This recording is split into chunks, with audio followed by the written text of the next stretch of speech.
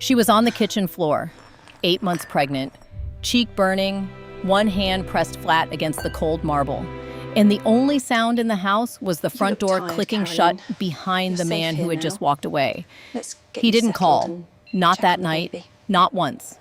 He didn't know she had driven herself to the emergency room alone. He didn't know she had checked into a hotel under a name she had buried for 3 years. He didn't know that name was Ashworth. And he absolutely did not know that the company quietly funding his entire career, the deal he had spent 4 years building, the project that was supposed to make him somebody, belonged to her family. He thought he had married a quiet woman who would serve wine to his mistress and apologize for existing. He had no idea who he had actually married, and by the time he found out, it was already too late. Lesson statement. Sometimes the woman a man underestimates is the very foundation he has been standing on all along. Meaning and value. This is a story about what happens when a woman stops making herself small. It is about the quiet power of knowing who you are, even when someone has spent years convincing you to forget. If you have ever felt invisible in a place where you gave everything, this story is for you. If this story moves something in you, drop a comment below and tell us, because the right stories find the right people at exactly the right time. And if you believe someone else needs to hear this today, share it with them. Don't forget to like and subscribe so you never miss a story like this one. We read every single comment, every one. The crack of a palm against skin. Then silence. Then a wine glass rolling slowly across the kitchen tile, turning once, twice, until it stopped against the baseboard with a small final click. Caroline Whitfield was on the floor. Her left cheek was burning. Her right hand was pressed flat against the cold marble, and she was doing something that surprised even herself. She was not screaming. She was not crying. She was counting. 1, 2, 3. There she is. The baby moved. She is okay. Okay. Okay. Get up, Caroline. The kitchen smelled like the dinner she had spent 4 hours preparing. Roasted chicken. Rosemary. A good burgundy that Garrett had selected and she had opened and poured and carried to the table without once being thanked for any of it. The overhead light was still on. That warm amber light she had chosen herself when they renovated 2 years ago. She had stood in the lighting showroom for 40 minutes to get that exact shade of warm. She had wanted the kitchen to feel like a home. She pressed her palm harder against the marble and pushed herself up, slowly, carefully. Her stomach was enormous. 8 months of growing person, shifting its weight as she moved. She got one knee under her, then the other foot. She stood. Garrett was gone. The front door had not slammed. It had clicked. That small, controlled sound was somehow the worst part. She stood in the kitchen for a moment, not moving. Her apron, the one she had bought at a farmer's market on their 2nd anniversary, cream-colored, with a small embroidered bee near the pocket, was still tied around her waist. She untied it with steady hands. She folded it over the back of a chair. She was thinking very clearly. That was the strange part. She had expected panic or rage or collapse. Instead, she was thinking, bathroom, cold cloth, check the mark, then decide what to do next. She walked to the downstairs bathroom. She turned on the light. She looked at herself in the mirror. The mark was there, not terrible yet. By morning, it would be a full map of tonight. She turned on the cold tap. She pressed a washcloth to her cheek and held it there and looked at herself in the mirror and thought about the last 3 hours. The dinner had been Garrett's idea. Clifford Pruitt, his business associate on the Hartwell project, had been invited weeks ago. Caroline had planned the menu, ordered the groceries, cooked everything from scratch. That was normal. That was always normal. What was not normal, what had not been mentioned until Clifford rang the doorbell, was Sloan Mercer standing behind him on the front steps, wearing a red dress and a smile that knew exactly what it was doing. Garrett's colleague, That was the word he used. Colleague. Caroline had looked at Sloan. She had looked at Garrett. She had said nothing because Clifford Pruitt was standing right there extending a bottle of wine and saying something about the house. And this was not the moment. And Caroline was very good at identifying when a moment was not the moment. She had been very good at that for 3 years. Dinner had been pleasant on the surface. Clifford was charming in the way of men who needed things from other men. Sloan had laughed a little too readily at everything Garrett said, and Garrett had sat at the head of the table with an ease he only had when he was performing for an audience. Caroline had been in and out of the kitchen, serving, clearing, keeping glasses full. Then Garrett had reached for the wine bottle and said, very casually, without looking at her, "Caroline, pour for Sloan first." It was a small thing, the kind of small thing she had been absorbing and absorbing and absorbing for 3 years, each one individually weightless, collectively a stone around her neck. Pour for Sloan first. Not because Sloan was a guest, because Garrett wanted to see if she would do it. Because Garrett wanted to show Sloan that she would do it. Caroline had looked at the wine bottle in her hand. She had looked at Sloan's expression, that small, waiting smile. She had set the bottle down on the table. "I think everyone can reach the bottle just fine," she had said, pleasantly, without heat. Clifford Pruitt had laughed nervously. Sloan's smile had widened by a fraction. Garrett's jaw had gone tight. That was it. That was the whole crime. After dinner, after Clifford and Sloan had gone, after Caroline had cleared every plate and washed every glass alone, while Garrett sat in the living room with his phone, he had followed her into the kitchen. He had leaned in the doorway. He had told her, very quietly, that she had embarrassed him. She had said, "I'm 8 months pregnant, Garrett. I'm not your waitress." And he had crossed the room in 3 steps and hit her. She pressed the cold cloth harder against her cheek. The baby moved again, a slow, rolling shift, like a cat turning over in sleep. "I'm here," Caroline thought. "I know. I'm here." She stood there for a long time, with the cloth against her face. The house was completely silent. She listened to it. She counted the sounds she could not hear. No footsteps coming back. No key in the lock. No phone buzzing with a text. No voice from the other room saying anything at all. He had left. He had hit her and left, and the house was as quiet as it had ever been. She picked up her phone from the bathroom counter where she'd left it before dinner. She stared at the screen. She almost called her grandmother. Her thumb found the contact, Dorothy, and hovered there. She thought about that voice, smooth and steady and completely unshockable. She thought about what she would have to say to make Dorothy understand. She put the phone face down on the counter. Not yet. She was not ready to say it out loud, because saying it out loud would make it real. And if it was real, all of it was real. The last 3 years. The silences that had gotten longer and heavier. The way Garrett looked at her, sometimes like she was a piece of furniture that had been moved to the wrong room. The way she had talked herself out of every feeling she had ever had that contradicted the story she told herself about her marriage. She opened her phone again. She called a car service. She asked them to bring a car to the house in 15 minutes. Then she went upstairs and packed a bag. She did not pack dramatically. She was methodical.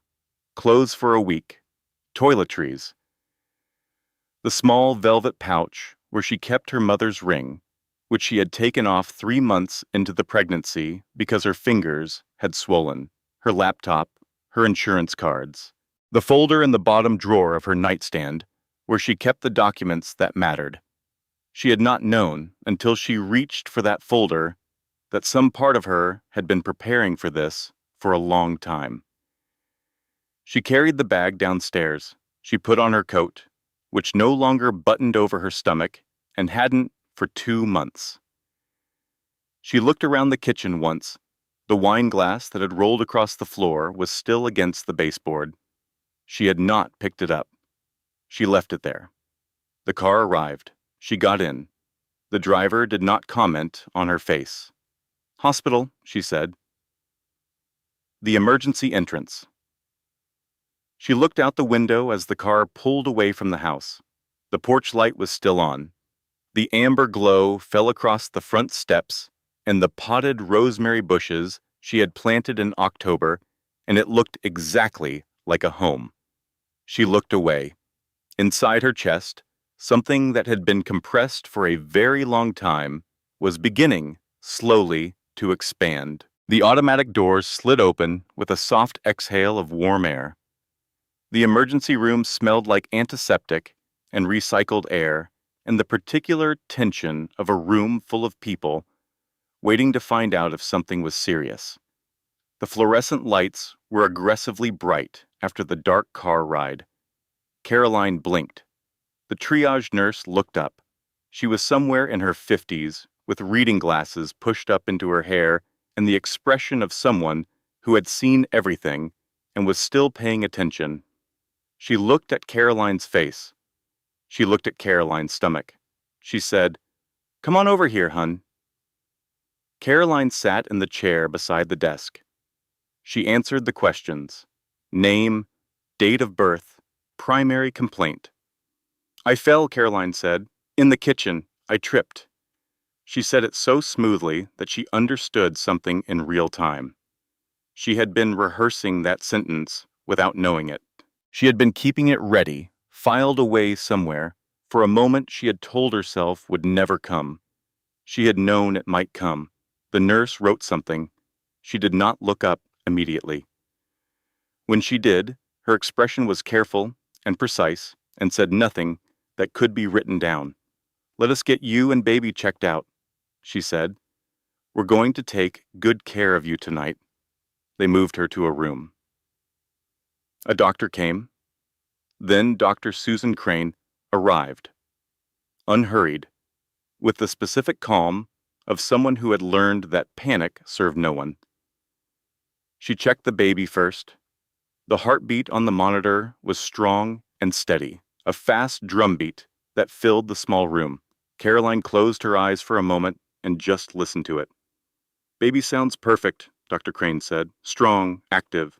Let's take a look at you." She examined Caroline's face. She checked her blood pressure. She asked questions in the same measured tone throughout, clinical and careful. Then she asked, "Is there anything you want to tell me about tonight?" Caroline looked at the ceiling. The tiles were the standard hospital white, slightly textured, completely neutral. "I tripped," she said. A long silence filled the room. "Okay," Dr. Crane said. She made a note. "We're going to keep you overnight for observation. Standard protocol with trauma and late-term pregnancy." She paused. "The observation room has a lock on the door. I'll show you where it is." She left. A nurse brought warm blankets. The room settled into its nighttime rhythm. Caroline lay in the hospital bed and picked up her phone. She checked it 3 times. Lock, unlock, lock, unlock, lock, lock. Garrett had not called, had not texted, had not sent a single word into the silence since walking out of the kitchen 45 minutes ago. She did the math, which she had already done and could not stop doing. He knew she wasn't home. Her car was gone, or rather she had taken a car service, but the lights were off, the house was quiet. He had come back at some point and found it empty. He had to have found it empty. He had not called. God, she thought. I was waiting. Even now, lying in a hospital bed, with my face swelling up, I was waiting for him to call. What does that say about me? What does that say about what I became in this marriage? She set the phone face down on the thin blanket. She thought about Beverly, Garrett's mother, Beverly Whitfield, who wore silk blouses to casual dinners and referred to her son's real estate career as his empire. with the absolute sincerity of a woman who had invested her entire identity in his success. Beverly, who had called Caroline a lovely girl in a tone that meant she had expected someone with a better address. Beverly would call in the morning. Caroline knew this with certainty. Beverly would call, and the call would not be about how Caroline was doing. She was right, but Beverly did not wait until morning. The phone buzzed at 11:47 at night. Beverly's name on the screen. Caroline stared at it through 2 full rings. Then she answered. Caroline, Beverly's voice was measured, careful, the voice of a woman who had been briefed. Garrett told me there was an incident. An incident. I hope you understand, Beverly continued, that he is under enormous pressure right now with the Hartwell project. The financing timeline alone is... He hit me, Beverly, Caroline said. The silence on the other end was the loudest thing she had heard all night. I drove myself to the hospital, Caroline said. I am 8 months pregnant, and I drove myself to the emergency room because your son hit me and then left. He did not call. He has not called once. The silence stretched. I'm not crazy, Caroline thought. I know what happened. I have always known the shape of this. I think, Beverly said, very small, very careful, that perhaps you should speak with a lawyer. I already have one, Caroline said. Several, actually. This was not yet true. It would be true by morning. She ended the call. She put the phone on the rolling table beside the bed. She looked at the ceiling. The room was very quiet except for the monitor and the distant sounds of the hospital going about its nighttime business. She thought about the first time Garrett had raised his voice at her. 6 months into the marriage, they had been arguing about something small. She couldn't even remember what. And his voice had gone from frustrated to loud so quickly that she had physically stepped back. He had apologized immediately. He had brought her flowers the next day. She had told Nora it was stress, and Nora had gone quiet. In that specific way she had, when she disagreed but respected your right to be wrong about your own life.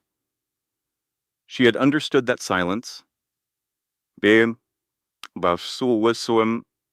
then, she had chosen not to understand it. She thought about the second time, the keys thrown across the room, not at her, near her, the distinction he had maintained with great care afterward. I didn't throw them at you, as if trajectory was the measure of a thing. She thought about Sloan's name, the way it had started appearing in Garrett's stories about work. Sloan said this. Sloan suggested that. Sloan thought the Westport property was overpriced. The way you say a name when you are thinking about someone more often than you are speaking about them.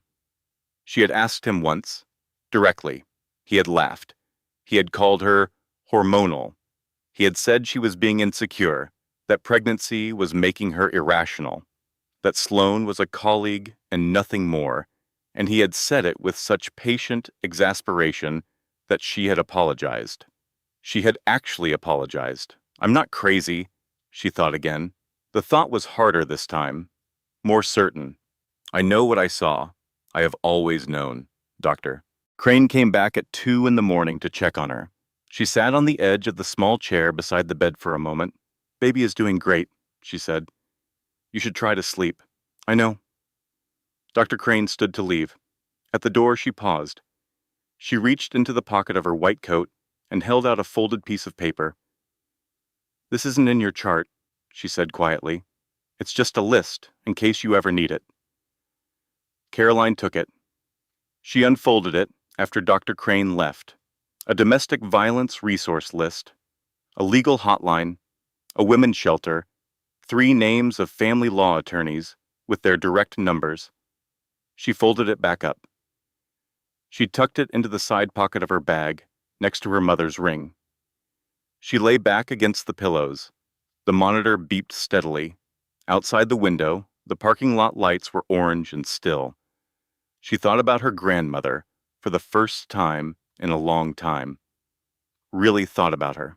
Dorothy Ashworth, who had built something from nothing and then built more from that, who had sat across from Caroline at the dining room table in that enormous house in Connecticut and said words that Caroline had filed away under "do not open." The door doesn't close. That was what Dorothy had said. The last real conversation they'd had before the wedding. Caroline had told her she was getting married. Dorothy had listened. She had said, with the specific care of someone who knows they will not be heard, "When you are ready to come home, you come home. The door doesn't close." Caroline had told herself for 3 years that she hadn't needed to go home, that she had chosen her own life, that love was its own kind of foundation. She looked at the folded piece of paper sticking out of her bag. Somewhere along the way, she thought, I became invisible. I was standing right there, and I became invisible to him. And the worst part, the part she was only now beginning to look at directly, was that she had helped it happen. She had made herself small enough to fit the space he'd left for her. She was done being that small. She did not sleep until nearly 4. When she did, it was with one hand on her stomach and the monitor beeping its steady, perfect rhythm beside her. Rain against a hotel window. The hum of a heating unit cycling on and off. The specific silence of a room where no one knew where you were. Caroline had checked in under her maiden name, Ashworth. She had not planned to. She had simply stood at the front desk after leaving the hospital that afternoon, her bag over one shoulder and her insurance, cards in her hand. And when the clerk asked for her name, she had said it before she thought about it. Ashworth. Carolyn Ashworth. The clerk typed it without looking up, slid the key card across the desk in its small paper sleeve. C. Ashworth, room 412. Caroline had stood there, for a moment, looking at it. 3 years. She had not been C. Ashworth for 3 years. She took the elevator up. She let herself into the room. She sat on the edge of the bed without taking off her coat. The room was generic and clean and completely neutral, which was exactly what she needed. No objects that belonged to anyone. No history. She sat there for a long time. Then, because she could not simply sit, she opened her suitcase and began to reorganize it. She refolded everything. She grouped her toiletries on the bathroom counter by size. She lined up her shoes. She made the already made bed. This took 45 minutes. When she finished, she sat back down, and the problem was exactly as large as it had been, but she could breathe. She was thinking about her grandmother. Dorothy Ashworth had not attended the wedding. This had been smoothed over so many times, with so many different explanations. Dorothy's health, Dorothy's schedule, the timing of the venue, that Caroline had almost succeeded in forgetting what it actually meant. What it actually meant was that Dorothy had looked at Garrett Whitfield and seen something Caroline had refused to see, and she had made the quiet decision that she would not stand in a barn in Vermont and watch her only granddaughter marry it. Caroline had been furious. She had not spoken to Dorothy for almost a year afterward.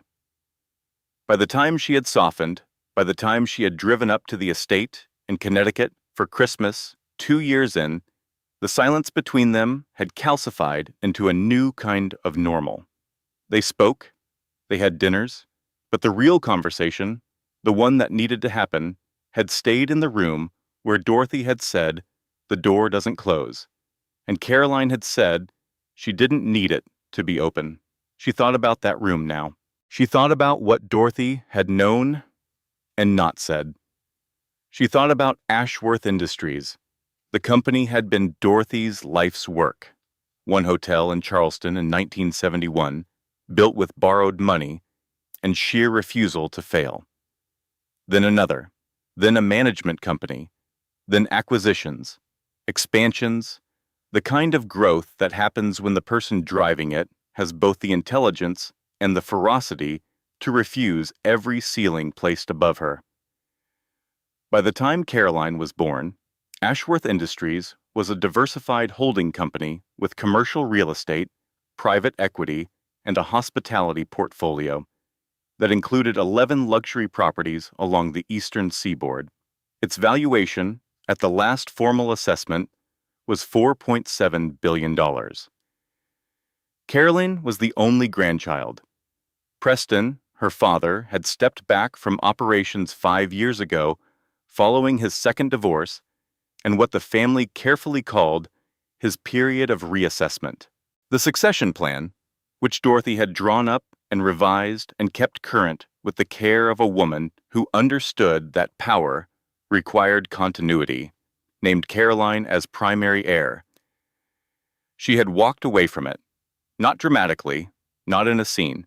She had simply told Dorothy she was getting married and wanted to build her own life, and Dorothy had said the thing about the door, and Caroline had taken that to mean she had permission to leave. She had not let herself think about what it cost. What it meant to walk away from $4.7 billion and a grandmother who loved her and a father who was trying, in his clumsy way, to be present. She had told herself she was choosing love over legacy. She had believed it because she had needed to believe it. I was so stupid, she thought. Then, catching herself, no, stop, that's not right. I wasn't stupid, I was hopeful. There is a difference. I was hopeful, and he was dishonest, and those are not the same failure. Her phone buzzed. Nora. She answered before it rang twice. Aspecio. Where are you? Nora said. A hotel. What hotel? Nora. Tell me the name of the hotel, Caroline. Right now, she told her.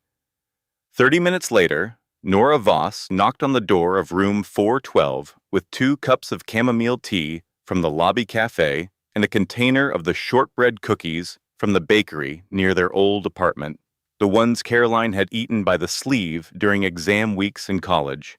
Caroline opened the door. Nora looked at her face. Nora looked at her stomach. She did not say anything for a moment. Then she came inside and sat on the bed and handed Caroline a cup of tea. I have been, Nora said, biting my tongue for 3 years. I know, Caroline said. I'm not going to say I told you so. That would be unhelpful and also the least interesting thing I could contribute right now. Thank you. However, Nora set her cup on the nightstand. You are going to have to make a phone call. Caroline knew exactly which call. Not yet, she said. Caroline, one night, Nora. I need one night where I am not an Ashworth and I am not Garrett's wife and I am not anyone's anything. Just one night. Nora looked at her for a long moment. Her expression was the particular combination of worry and respect that only very good friends can manage simultaneously. One night, she said, then we call your grandmother. They sat together for a while without talking. The rain was still coming down against the window. The heating unit hummed. Nora refilled Caroline's tea from the little hotel kettle, and neither of them commented on the domesticity of the gesture. It was at 2 a.m. that Caroline could not sleep and opened her laptop. She told herself she was checking her email. She opened the shared calendar she and Garrett had set up in the first year of their marriage. He had added her access and never removed it, had apparently stopped thinking about it. She was looking, dimly, for some evidence of Sloan.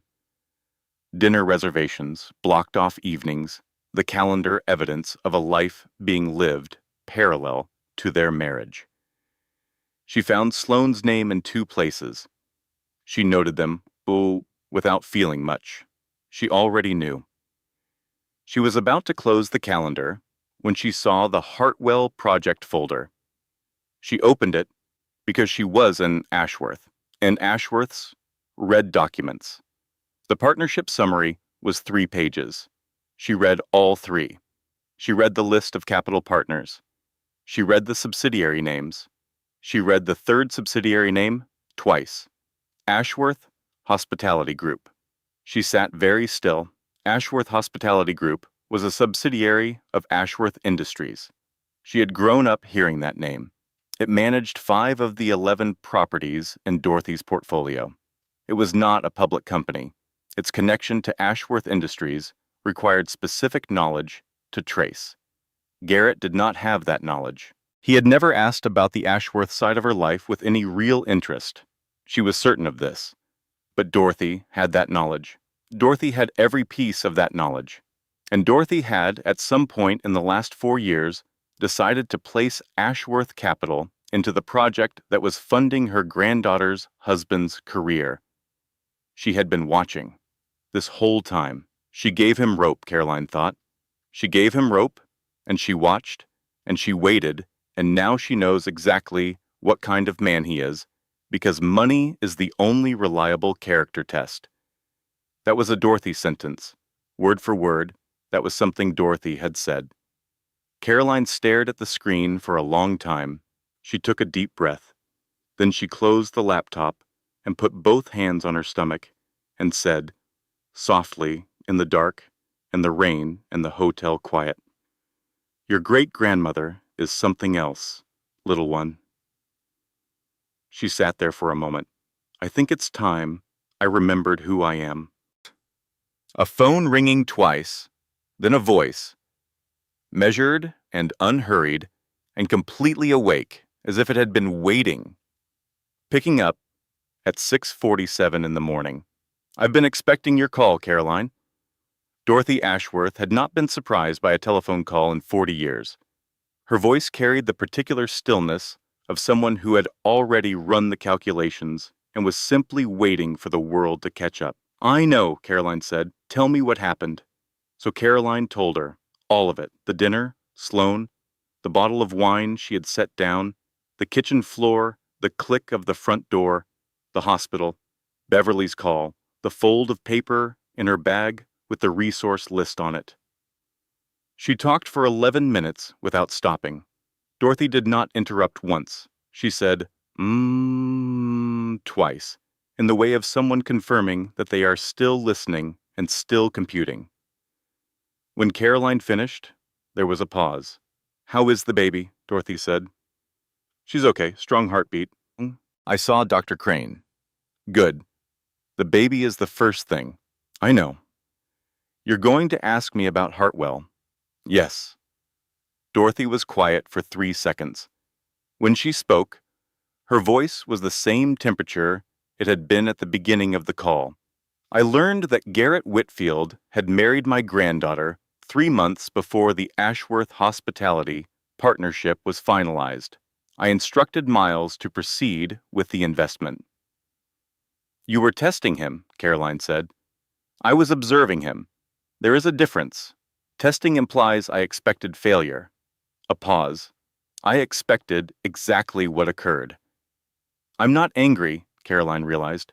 "I should be angry. She was watching my marriage like a business investment, and I should be furious. But I'm not. Because she's right. She has always been right, and she waited for me to be ready." "I should have called sooner," Caroline said. "Yes," Dorothy said, without softening it. "But you're calling now. That's what matters." Miles Hartley joined the show on a separate line. He was the Ashworth family's primary legal counsel, had been for 22 years, and had a voice like a room temperature that never varied. He greeted Caroline and got directly to what he had prepared to say. He had spent, he explained, a portion of the previous evening reviewing documentation that Dorothy had authorized him to compile over the past 18 months. The picture it assembled was detailed and not good. Garrett had been systematically positioning assets in Caroline's name, specifically her personal accounts she had largely ignored because Garrett had taken over the household finances in year 1 of the marriage, citing efficiency. As collateral for Hartwell Development debt. Caroline had $640,000 of debt exposure in her name for a project she had never discussed, never agreed to, and never been informed about. Her name, her credit, her legal existence as a financial entity. Used without her knowledge. Caroline listened to this. She held the phone with one hand and pressed the other flat against the blanket covering her legs. He used me, she thought, not just the way I understood, not just the Sloan way, not just the silences and the managed distance. He used me as a tool. My name was a line item. I deserved better than this. I deserved so much better than every single piece of this. What do we do? She asked. Miles explained with calm precision. A protective order application based on the documented domestic violence incident, divorce filing with full asset documentation, unwinding the debt exposure in her name. All of it could be initiated immediately, pending her authorization. Authorize everything, Caroline said. Nora, across the room, was making tea on the hotel kettle. She was not in the conversation.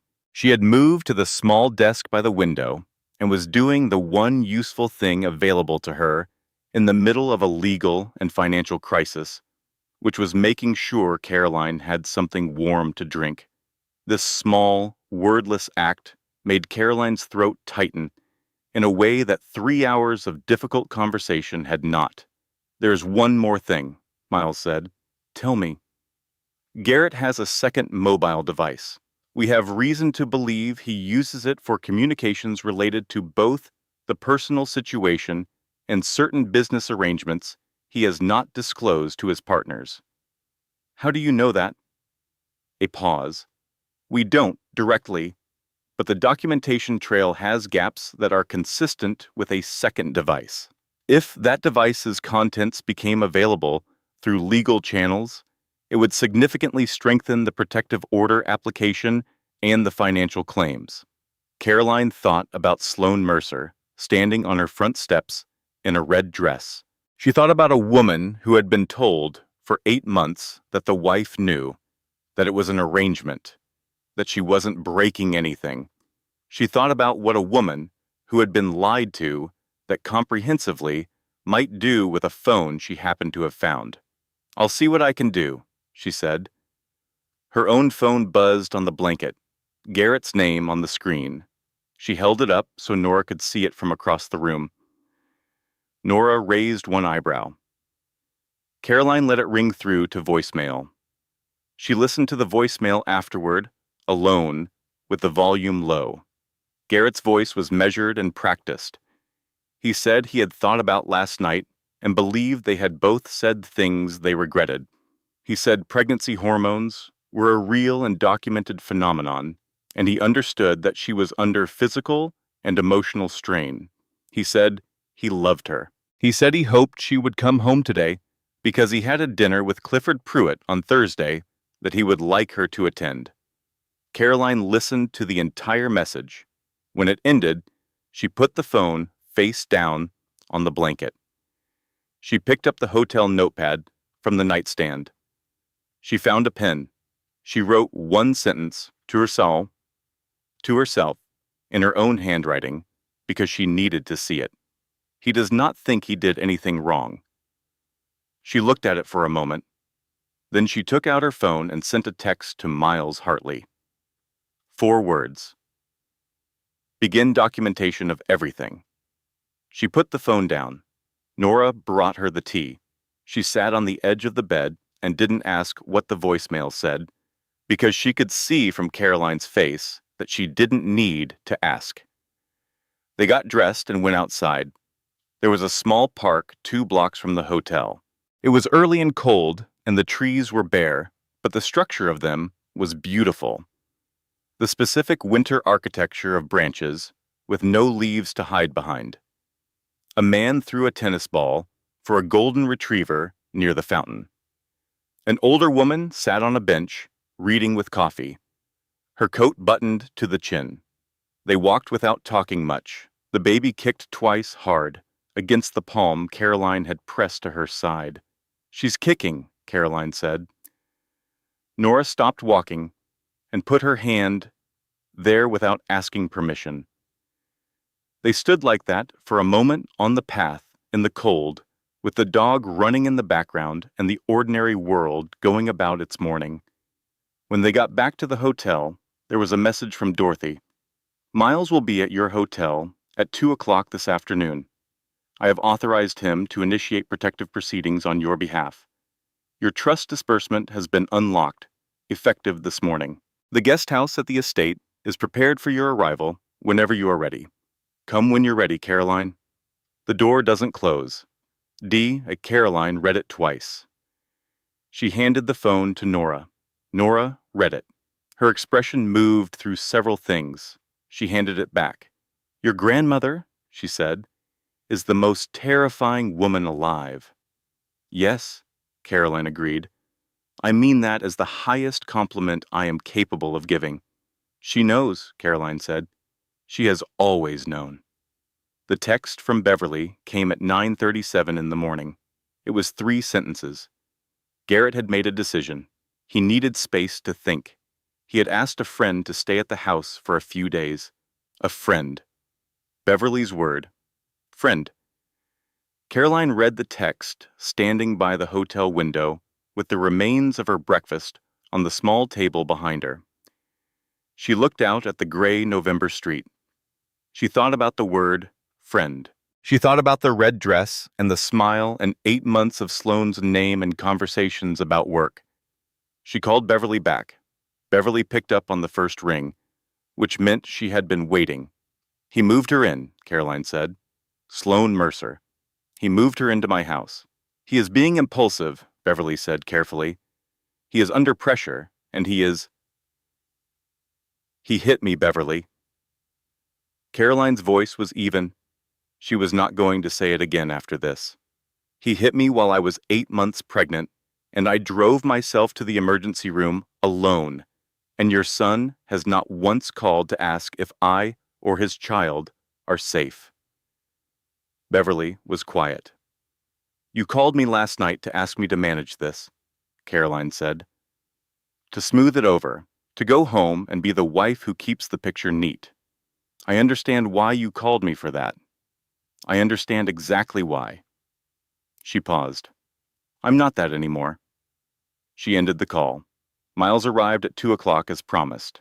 He came with a leather briefcase and a folder and the particular composure of a man who had seen a great deal and was not interested in adding drama to any of it. He sat across from Caroline at the small table and walked her through the next steps with methodical clarity. The protective order application had been drafted. The divorce filing was prepared. The debt unwinding in her name would require Garrett's cooperation or a court order, and they were pursuing both paths simultaneously. Miles spoke without editorializing. He presented options and asked for decisions, and she made them. She was good at this. She had forgotten, somewhere in 3 years of managing a household and managing Garrett's moods and managing all the small suppressions of her own competence, that she was good at this. Making decisions from complete information, quickly, without sentimentality. She was an Ashworth. They were built for this. At 4 in the afternoon, her phone rang. The number was unknown. She almost didn't answer. She answered. It's Sloan, said the voice on the other end. Sloan Mercer. Caroline said nothing. She waited. I need to tell you something, Sloan said. I know you have no reason to hear me out. I know that, but I need to tell you something, and then I'll leave you alone. Talk, Caroline said. The silence on the line had a particular texture, the texture of someone who was choosing words very carefully and who had, perhaps, been sitting with those words for longer than they wanted to admit. He told me you knew, Sloan said, about us. From the beginning, he has said it was an arrangement, that you had an understanding, that it was modern, that you both agreed to it. Her voice was steady, but something underneath it was not. He told me you were fine with it. For 8 months, he told me that. He described conversations you supposedly had. He told me you were relieved, actually, because of the pregnancy. Caroline's hand was very tight around the phone. I found out the truth from Beverly, Sloan said, 3 days ago. She called me after she called you. I think she thought telling me would make me... I don't know what she thought, but I looked things up after that. I read the timeline. I understood what I had actually been part of. And I found his second phone. He left it in the kitchen drawer when he went out this morning. I think he forgot it was there. I went through it. A pause. There are things on it that you need. Caroline was quiet for a moment. She thought about two women on a phone who had both loved the same man and both been lied to, in completely different ways, sitting in the wreckage of decisions that were his and not theirs. She did not like Sloan Mercer. She was not going to like Sloan Mercer. But she recognized the exhaustion in her voice, the specific exhaustion of someone who has just understood the shape of the story they were actually in. Email everything to Miles Hartley, Caroline said. His contact information is on the Ashworth Industries website under legal counsel. Okay. And Sloan. Yeah. Leave the house. Today, whatever you decide to do or not do, leave my house. A long pause. Yeah, Sloan said. Okay. The call ended. Caroline set the phone on the table. Miles was watching her with the careful expression of someone who had heard one side of a significant conversation. Sloan Mercer has Garrett's second phone, Caroline said. She's going to email you everything on it. Miles did not alter his expression. He made a note. We'll have it processed by tomorrow morning. The hardest part is admitting I knew all along, Caroline thought.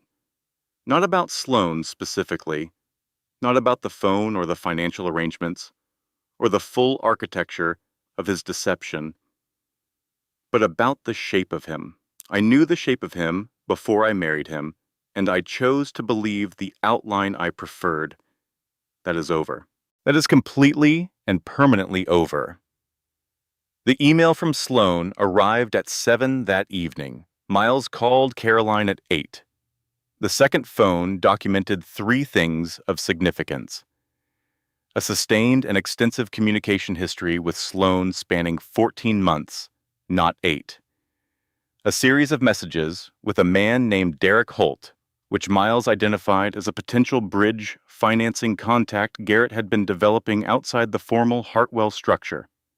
And the detail that made Miles's professionally neutral voice carry a very specific undercurrent, a thread of emails in which Garrett had been attempting to negotiate a restructuring of the Hartwell partnership, specifically to reduce the equity stake of the Ashworth subsidiary, which he had apparently decided was too large.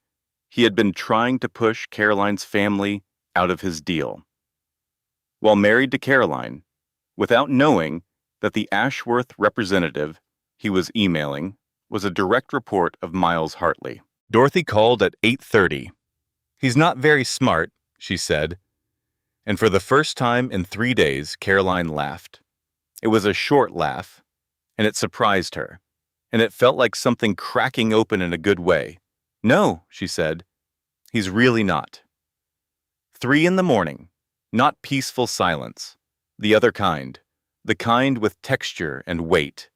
Nora had gone home at 11 to get clothes and sleep in her own bed for a few hours. The hotel room was very quiet. Caroline had turned off the overhead light and left the bathroom light on, with the door cracked the way she had slept since childhood, when she did not want complete darkness. She had been managing. For 4 days she had been managing. The calls with Dorothy and Miles, the legal decisions, the documentation, the practical architecture of dismantling a marriage while simultaneously being 8 months pregnant in a hotel room. She had been competent and composed and had made every decision with clarity. Now it was 3 in the morning and she was alone and she stopped managing.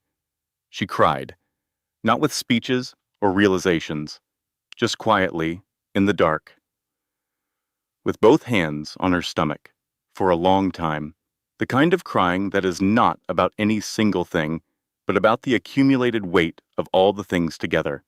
The marriage she had believed in, the years she had spent adjusting herself to fit inside it, the kitchen floor, the click of the door, the voicemail about Thursday's dinner. She cried until she was done. Then she lay still and looked at the strip of bathroom light on the ceiling and breathed. I wanted a family, she thought. That is all I wanted. I wanted a table with people around it. I wanted someone who chose me. Not the money, not the name, not what I represented. Just me. I wanted to be chosen by someone who knew me. He didn't choose me. He chose what I could give him. And I let him do that because I was so determined to prove that I could live on love alone. That I didn't need Dorothy's world or the estate or the money or any of it. That I was just a woman who fell in love and made it work. I was so certain. I was absolutely, completely certain. She paused. Then, I wasn't stupid. I was hopeful. And I was 25. And he was dishonest. These are not the same failure. I do not owe myself contempt for having been 25 and hopeful. She picked up her phone. She opened the browser. She typed, "Can a pregnant woman file for divorce?" She read for a while. She closed the browser. She opened it again. She typed, "What does a protective order cover?" She read that too. She closed it. She sat with the phone in her hands for a moment. Then she typed, "Signs of emotional abuse in marriage." She started reading. She got halfway down the list. She stopped, not because it was wrong, because it was exactly right. Every item, the minimizing, the gaslighting, the way her own perceptions had been systematically undermined until she had stopped trusting them, the way she had apologized for things she had not done wrong, the way she had learned to read his moods at the door each evening before she could know what version of the night it was going to be. All of it, every single one. She put the phone face down on the blanket. The baby moved. Not a little kick, a full, deliberate, unmistakable movement, like a hand pressing from the inside saying, "I am here. I am right here." Hi, Caroline thought. I know. I'm right here. She put both hands over the movement and stayed very still. After a while, she got up and ran a bath. Not hot. She had been careful about temperature for 8 months, but warm enough to matter. She lowered herself in slowly and sat in the water for a long time, not doing anything. The hotel bathroom was generic and fluorescent, and she did not care. She rested her head against the rim and looked at her stomach rising above the water, the round, solid certainty of it. We're going to be okay, she thought. I don't know the exact shape of okay yet. I don't know the logistics or the timing or how any of it unfolds, but we are going to be okay. I know this the same way I know her heartbeat. Some things you just know. Starting over feels impossible, she thought, but staying feels worse. It has always felt worse. I just would not let myself finish that sentence before tonight. She had finished it now. Her father called at 7 in the morning. Preston Ashworth was not a man who called without a reason. He was not a man who called with feelings. He had spent most of Caroline's life at a careful distance from the complicated business of being emotionally present, and she had spent most of her adult life making peace with that fact. He said, "I'm driving up from Charleston. I'll be there by lunch. Don't argue with me." She said, "I'm not going to argue with you, Dad." "Good." A pause. "The baby okay?" "She's okay." "Good." His voice did something then, tightened, then released, like a door being opened that had been stuck. "I should have been more present. When you were deciding about Garrett, I should have—" "Dad," she said, "you can say all of that when you get here, okay?" A pause. Okay, Caroline. Nora came back at 8 with an overnight bag and a breakfast sandwich and the correct energy, which was no drama, just presence. She sat on the bed and ate her own sandwich and let Caroline eat hers without turning it into a moment. After a while, Nora said, "You know, I never liked him. From the very first time I met him, I thought he was a salesman, not a real estate salesman, a man who was always selling something." "Why didn't you tell me?" Caroline asked. "Because you were happy, or you looked happy." And what was I going to say? "I have a feeling about this man"? You would have told me I was wrong. I would have, Caroline said. Definitely. And then I would have been your maid of honor anyway, because that's what friends do. Yeah. I'm sorry I was right. Me too. They sat quietly for a moment. Outside the window, the morning was gray and ordinary and completely indifferent to all of it, which was somehow comforting. At noon, Miles arrived with Preston. Preston walked into the hotel room and looked at his daughter, really looked at her. His eyes moved to her face. The mark had faded from purple to a greenish yellow spread across her cheekbone, and something happened in his expression that Caroline had not seen from him since she was 11 years old. He crossed the room without speaking and put his arms around her, carefully. One arm around her shoulders. Mindful of the pregnancy, his hand at the back of her head. He had not done this in more than 15 years. She had not known she was still waiting for it. He said, into her hair, in a voice that was not entirely steady, "I'm sorry it took me so long to get here." She knew he didn't mean the hotel. She leaned against him and let herself be held for just a moment. One moment. Then she straightened and said, "Okay, tell me what Miles has." Preston almost smiled. He sat down. Miles set the folder on the table. They had a lot to discuss. The sound of a phone ringing, then a receptionist, then hold music, then a different voice saying the same thing the first voice had said, which was a version of "Not today, Mr. Whitfield." Garrett Whitfield was having a very bad week. This was not a chapter Caroline witnessed directly.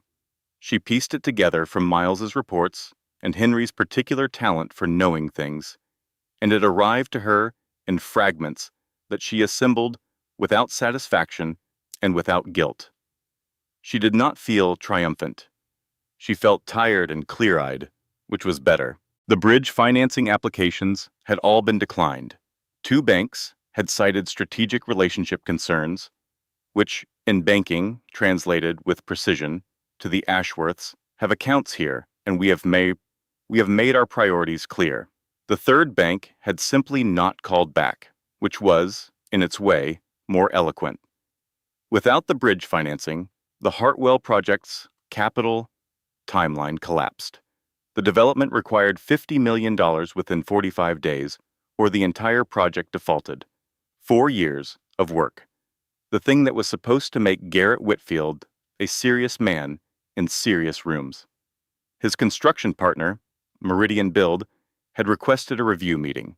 Clifford Pruitt had gone quiet in the specific way of men who calculate risk and recalculate it and then stop returning calls. Sloan Mercer had left the house, and Caroline had not come back. These things together were communicating something to Garrett that he was not yet able to fully process, because processing it would require understanding the scope of what he had done and what he had not known, and what those 2 things together meant for the next several decades of his life. He was not there yet. He was still in the stage of believing that if he could speak to Caroline directly, he could manage it. He came to the hotel on a Wednesday afternoon. He brought expensive flowers. He had rehearsed. He did not get to Caroline. Miles Hartley met him in the lobby. Caroline watched from the mezzanine. She stood at the railing with her coat on and her bag over her shoulder, and she looked down at the lobby and watched her husband encounter, for what appeared to be The first time in his life, a conversation he could not redirect. She watched Miles introduce himself. She watched Garrett's expression when he understood who Miles was. She watched him look around the lobby as if searching. Searching for her, she understood, because even now the solution in his mind was her face, her voice, her compliance. She did not go down. I used to go to him, she thought, every single time, even when I was the one who'd been hurt, especially then. I would go to him and smooth it over and make the problem smaller so we could both pretend it wasn't the size it was. I'm not going to him. Not today, not tomorrow, not ever. She went back to the conference room. Henry Ashworth arrived that evening from New York.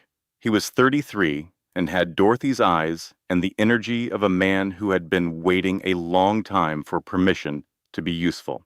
He walked into the conference room and looked at Caroline and looked at the faded mark on her face and said, "Tell me what you need." "I need someone to go to the house and get my mother's ring," Caroline said. "It's in a velvet pouch in the top drawer of the nightstand on my side.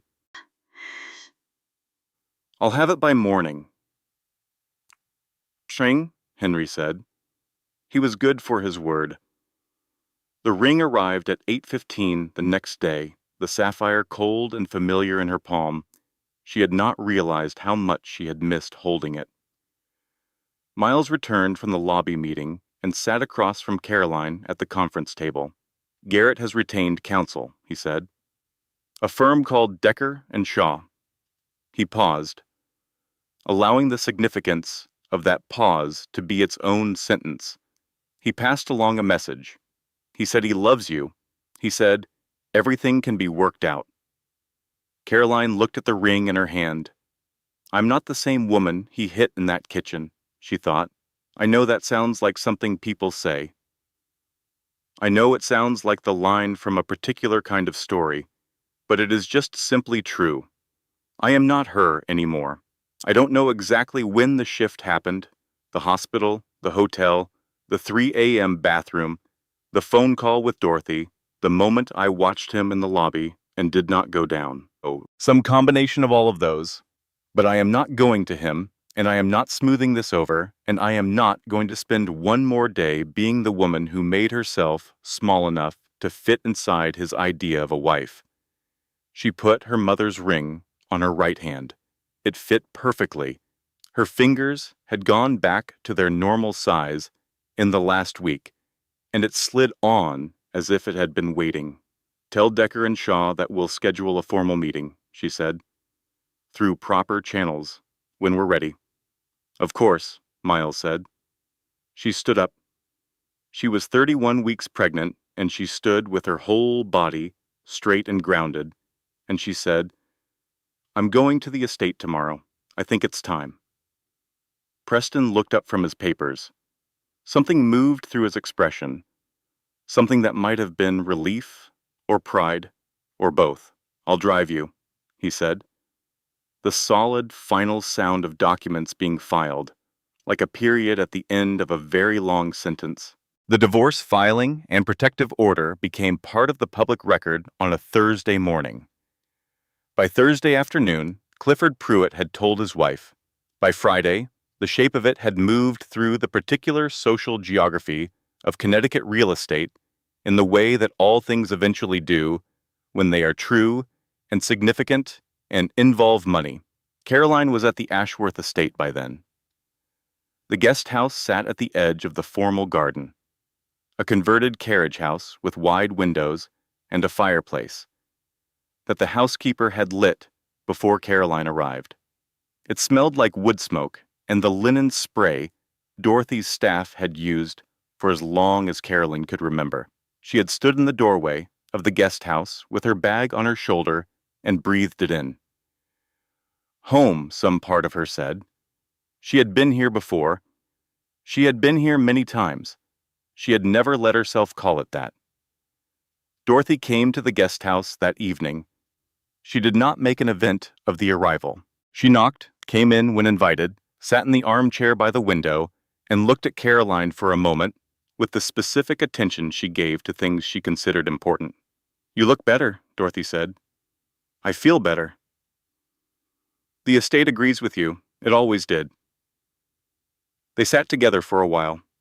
Dorothy had brought tea, and the particular shortbread the estate kitchen had made for as long as Caroline could remember, thin and buttery, with a line of dark chocolate along the bottom.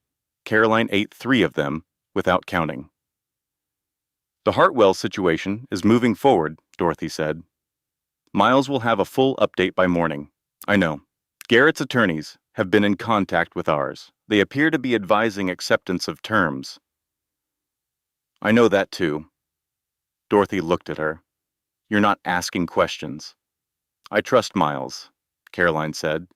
"And I trust you. And I'm 31 weeks pregnant, and I would like to eat shortbread in front of a fire without thinking about Garrett Whitfield for at least one evening." Dorothy's expression did something it did not often do. It softened, just slightly, just enough.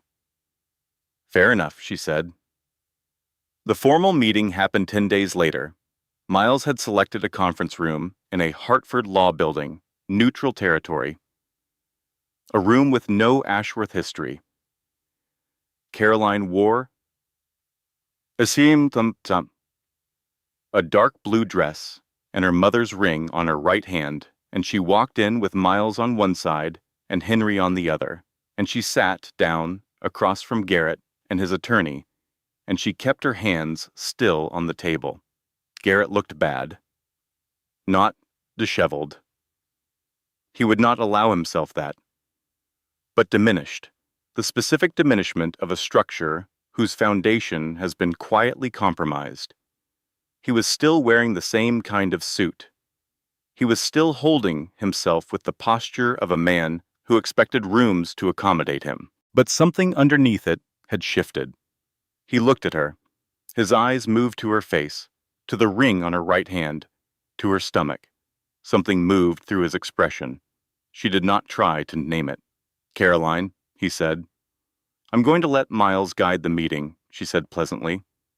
She folded her hands on the table. Miles placed a summary document in front of Garrett's attorney. He explained the Ashworth Industries connection to Hartwell. He explained the debt exposure in Caroline's name. He explained the documentation from Sloan Mercer's photographs of the second phone.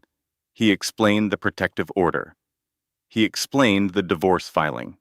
Garrett's attorney read the document. His face did not change.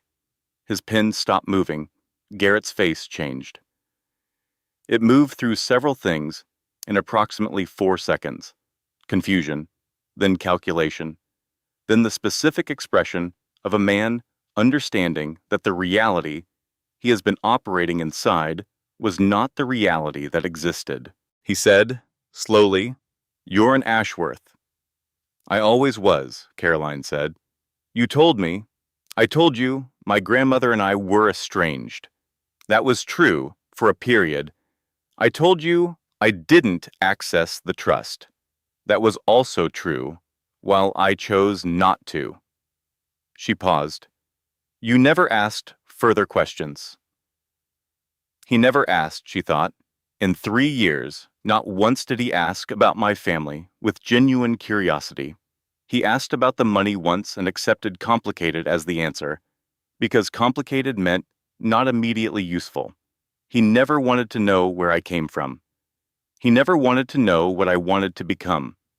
He wanted to use me, and he wanted me to be grateful, and he wanted me to be small enough to fit the space he had designated.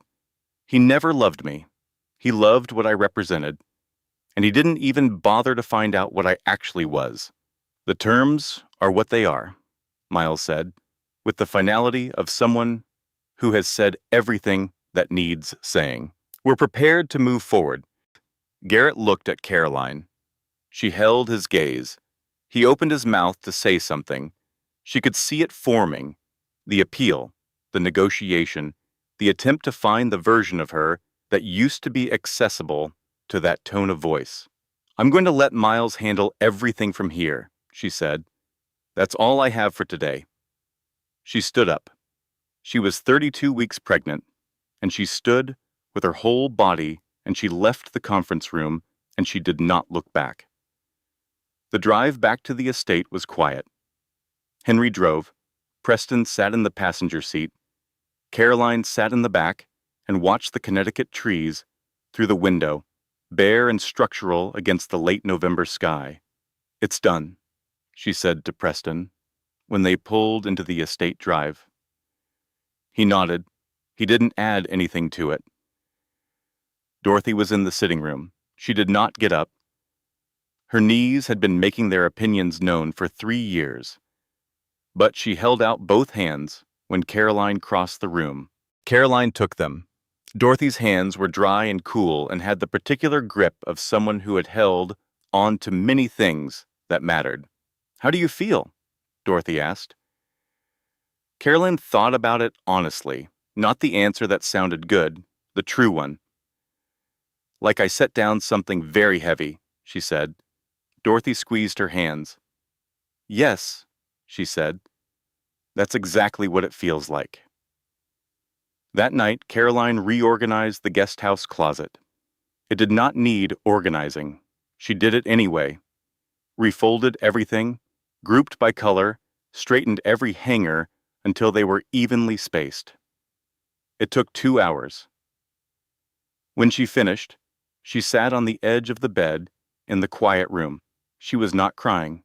She was not numb. She was simply present in a way that she had not been for a very long time. The particular presence of an unclenched fist. The fireplace had burned down to embers. Outside the window, the garden was dark and bare and structured. The estate was absolutely quiet.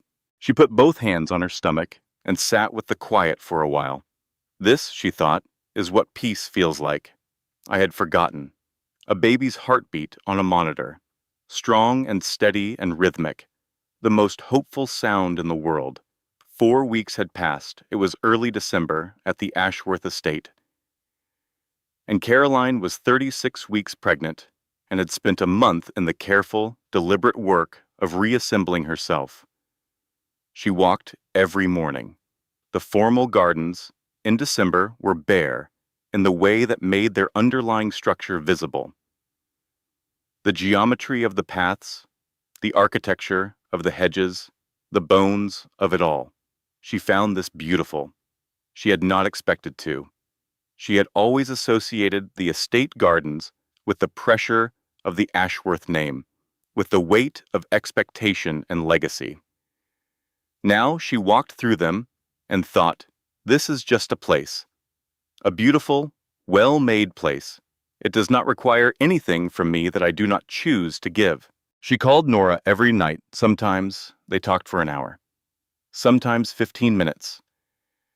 Nora had opinions about everything and expressed them with precision and humor, and Carolyn laughed more than she had in years. She had dinner with her father 3 times, real dinners, in the main house dining room, with the long table that had seemed so imposing when she was a child, and the candles Dorothy always kept lit, and the food that the estate kitchen produced with offhand excellence. She and Preston ate and talked. Carefully at first, then less carefully. He told her things he had not told her before. About her mother, who had died when Caroline was 7, about why he had stepped back from the company, about the second divorce, which he described with the resigned clarity of a man who has finally understood his own patterns. She listened. She asked questions. He answered them. They were becoming, slowly and imperfectly, something they had not quite been before. She heard from Miles that Decker and Shaw had advised Garrett to accept all terms. The details were handled without requiring her direct involvement in the daily negotiations. Garrett had signed the debt unwinding documentation. The Hartwell project had been restructured. His ownership stake was significantly reduced. He had moved to a rented apartment in Hartford. Caroline received this information with a steadiness that surprised even her. Not coldness, not satisfaction of the sharp kind, just a settled acknowledgement that the right things were happening in the right direction. One morning, a letter arrived from Sloan Mercer. It was handwritten on plain notepaper, short and imperfect, and genuine. It said that Sloan had been thinking about the conversation they'd had on the phone. It said she kept thinking about a woman who drove herself to the emergency room. It said, "You are more than you let him make you think you were." I hope you know that. Caroline read it twice. She didn't fully forgive the situation. The situation was too complicated for the simple architecture of forgiveness. But she kept the letter. She put it in the folder with her mother's ring receipt and the resource list Dr. Crane had given her in the hospital. Things she might want to look at someday. Things that had been part of how she got here.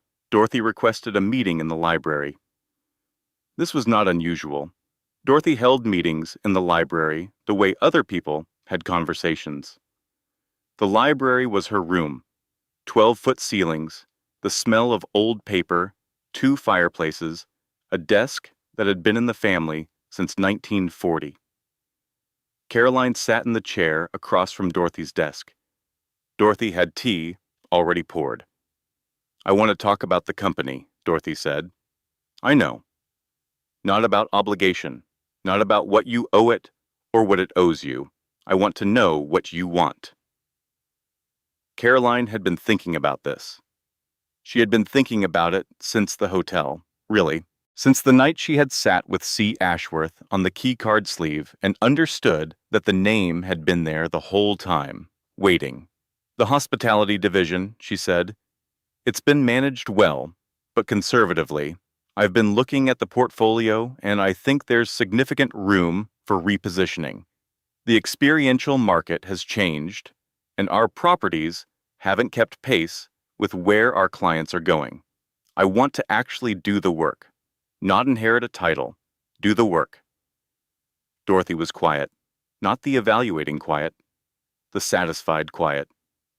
"I was hoping you'd say that," she said. "Specifically that." "You were testing me again," Caroline said. "I was listening," Dorothy said, with the precision of a woman who knew the difference. "There's a board meeting on January 12th. There will be a position announced. I would like you in the room." "I'll be there," Caroline said. She walked home through the garden afterward. The afternoon light was thin and pale, December doing what December did. The gravel path crunched under her boots. The baby moved in a slow, rolling way that had become familiar and comforting. She was not thinking about Garrett. She noticed this because she had spent 3 years thinking about Garrett, anticipating him, managing him, interpreting him, and the absence of that constant background work was something she was still adjusting to. Like a noise that had stopped, she was thinking about the January board meeting, about the hospitality portfolio, about 3 specific properties she had been researching for the past 2 weeks, lying in bed in the guest house with her laptop, filling a notebook with observations and questions and ideas. She was thinking about her grandmother, who had built an empire from a single hotel in Charleston, with borrowed money and absolute refusal. She was thinking about her daughter. She walked to the far end of the garden, where the stone bench was, the one that looked out over the winter lawn and the bare tree line and the particular December sky of the Connecticut coast, and she sat down. The understanding arrived without ceremony. The estate, the company, the name. She had told herself for years that these were a cage, that choosing them meant becoming her grandmother, powerful and alone, attended by staff and lawyers and the constant machinery of an empire, with no one who chose her simply for herself. She had run from all of it to find love, to find being chosen. But the estate had not been a cage. The money had not been a cage. Dorothy's world had not been a cage. It had been a foundation she had mistaken for a weight. She had been the one who built the cage. Her own fear of becoming someone formidable, her own terror of being alone at the top of something. She had chosen Garrett, not despite his smallness, but because of it. Because a man who needed her to be small felt safer than a life that asked her to be large. The prison door had been unlocked the whole time. She sat with that for a while. The cold was coming in through her coat, but she didn't get up yet. She pressed her palm to her stomach. I'm going to tell you about this someday, she thought, when you're old enough to hear it. I'm going to tell you about the year I came home, about your great-grandmother who tested men with money and waited 3 years with extraordinary patience, about the friend who brought shortbread cookies to a hotel room at midnight, about your grandfather who drove from Charleston and said, I should have gotten here sooner, about the woman you're named for, who was difficult and built things and had no interest in being small. I'm going to tell you all of it. And I'm going to tell you that none of it, not one single piece of it, was wasted. Because it led here. Because it led to this bench and this garden and this January board meeting and you. She stood up. She brushed the cold from her coat. She walked back to the guest house through the bare garden, her boots on the gravel, the winter sky enormous above her. Preston was at the gate. He had brought coffee from the estate kitchen in a paper cup from the bakery in the village, the same bakery that had been there since Caroline was 16. He had called someone to find out if it was still the right one, which meant he had thought about it, which meant he had been paying attention. This was his language. They walked together. He talked about her mother, how she had loved the estate in winter, how she had always claimed the bare trees were more interesting than the full ones, because you could see the real structure. Caroline listened and did not hurry him. By the time they reached the guest house door, the light was going and the estate lamps were coming on, and Caroline felt something she hadn't felt in this place in a very long time, like she belonged here. Not because she was supposed to, not because it was inherited or expected, but because she had chosen it, eyes open, knowing exactly what she was choosing.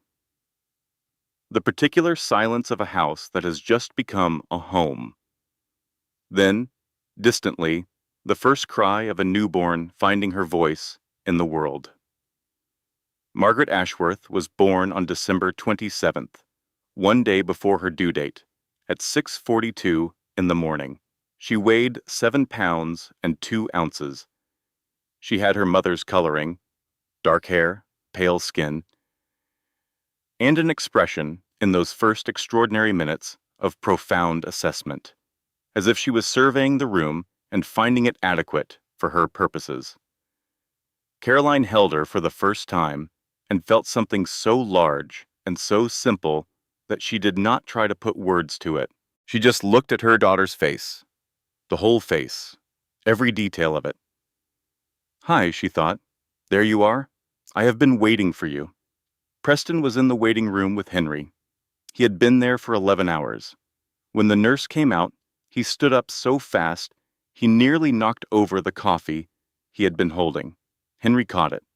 Nora was in the hallway, having been given the dignified task of waiting outside the delivery room, which she had accomplished with characteristic energy by texting approximately 40 people the moment Margaret arrived, updating a running commentary that she had been maintaining for 11 hours with the dedication of someone covering breaking news. She came in first. She looked at Margaret for a long time without saying anything. Then she said, "She looks like she already knows things." "She might," Caroline said. "I'm going to be insufferable about this baby," Nora said. "I want to be transparent about that up front." "I know. Like genuinely insufferable. Photos constantly. Opinions about everything. The whole thing. I know, Nora. Okay. Just so we're clear." She sat down beside the bed and looked at Margaret again, with the expression of someone who has just understood something about themselves.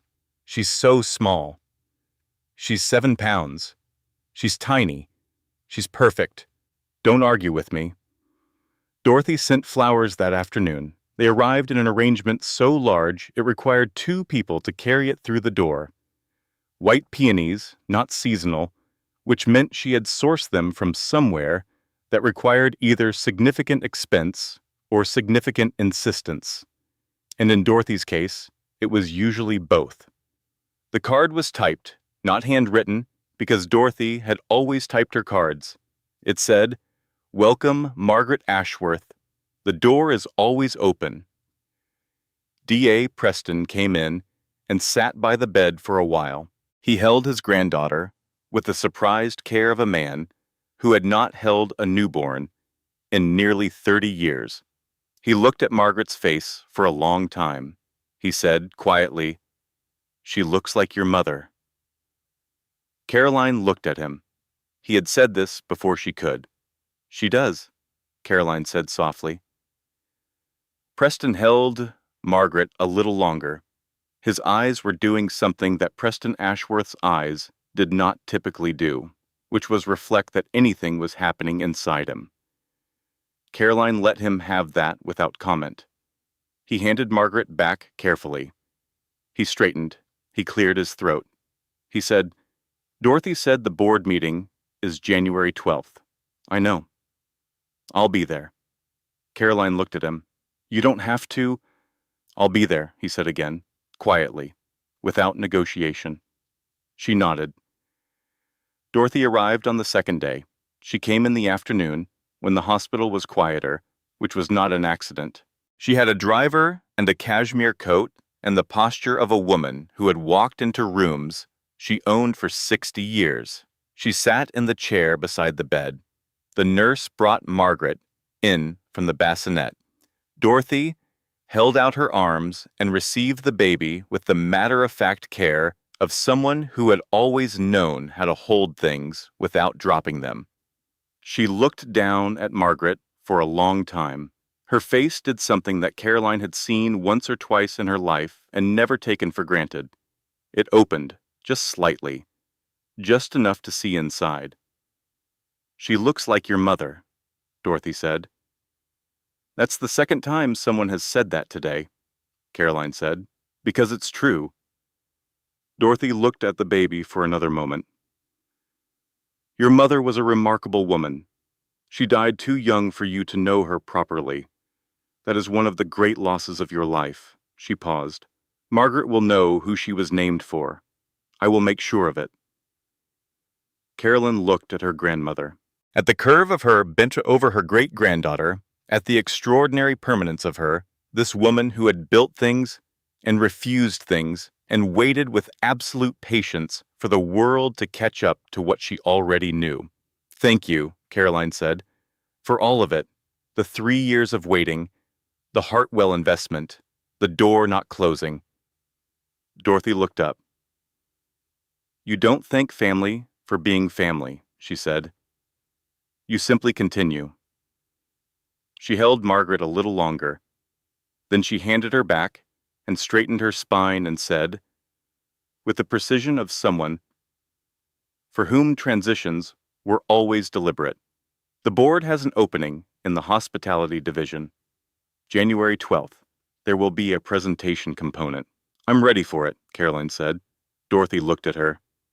"I know," she said. "That's why I scheduled it."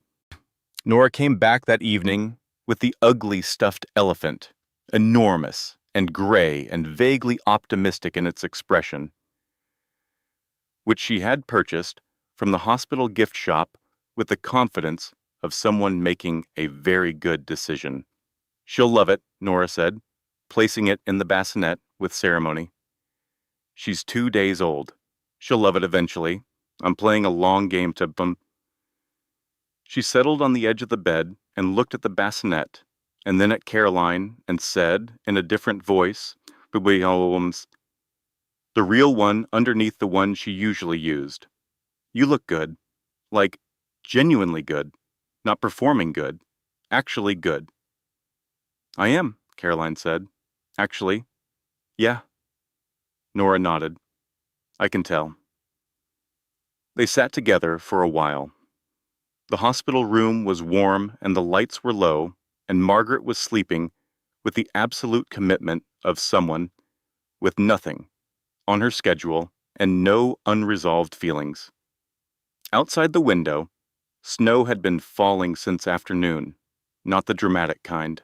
The quiet kind. Fine and steady, accumulating on the window ledge, on the parking lot below, on all the ordinary surfaces of the ordinary world, turning everything gently white. "So," Nora said eventually, "what comes next?" Caroline thought about the January board meeting, about the hospitality portfolio and the 3 properties she had been studying, and the notebook full of ideas on the desk in the guest house. She thought about her father saying, "I'll be there." She thought about Dorothy saying, "You simply continue." She thought about walking through the winter garden and understanding that the thing she had been running from was the foundation she had always needed. She thought about Margaret. Sleeping 3 feet away, 7 pounds and 2 ounces of beginning. "Now," Caroline said, "I go home." Nora smiled. "You've been home." "I know," Caroline said. "I finally figured that out." Outside the window, the snow continued to fall, not the heavy kind, the quiet kind, the kind that does not announce itself, but simply arrives and keeps arriving. And by the time you look up, everything has been made clean and new and ready for what comes next. Margaret slept. Caroline watched the snow. For the first time in 3 years, she did not check her phone. She was exactly where she was supposed to be. Not because anyone had placed her there, because she had chosen it. Eyes open, knowing the cost of what she had walked through to get here, and knowing, with the certainty of someone who had tested the knowledge and found it solid, that it was worth every single step. Some lessons only cost 3 years. Some lessons cost more. She had gotten off cheaply. She knew it. She would carry it. She would make sure her daughter never had to learn it the same way. Margaret Ashworth slept in her bassinet while the first snow of the winter turned the world outside the hospital window, quiet and white and entirely new. And Caroline Ashworth, not Whitfield, not anymore, not ever again, held her mother's ring on her right hand and her daughter's future in both of them, and she let herself be, simply and completely, home. Closing disclaimer. This content was carefully researched, written, and edited by our team, crafted by hand to bring you stories with real meaning, real emotion, and lessons worth carrying. Thank you for being here.